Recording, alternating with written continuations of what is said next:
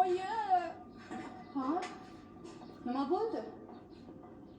Zokir aka nonushtaga tushmas ekan. Meni urishib berdi. Nimaga urishadi? Nonushtani meni xonamga olib chiqasan dedi.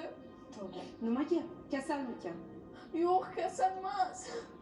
U aytdiki, Xo'p, nima dedi? Gapir. xizmatkorsan-ku, shunaqa qilasan dedi. Xohlagan ishimni qildiraman senga dedi. Tushunmadim. Bu qanaqa kamsitish? Har kun kamsitadi. Sizga aytmagandim. Singlimga oyoq kiyimini arttiradi. Agar buyurgan ishlarini qilmasak, bizni urishib beradi. Iye. Hali shunchalikka boryaptimi? Ha, Yo, nimaga shuni menga baxtliroq aytmading? bizni uradi. Qo'rqaman. Oyingga aytsang, mendan ko'rasan degan.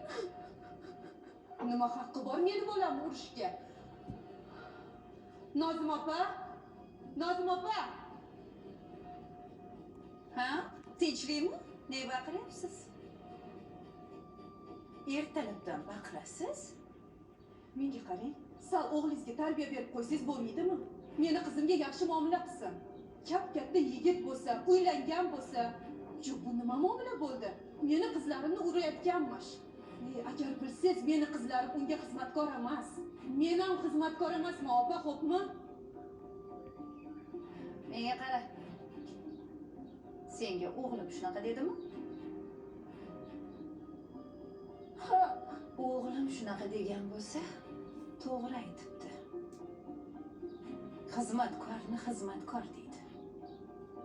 Og'zingga qarab gapiring ozgina. Qaramasam nima bo'ladi? Qo'lingdan nima keladi? Ha? To'rtta qizing bilan qayerga borasan? It oladimi seni?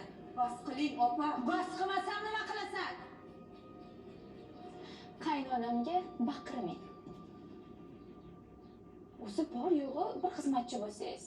Bilmasangiz, oyijon bu uyda katta kelinlar.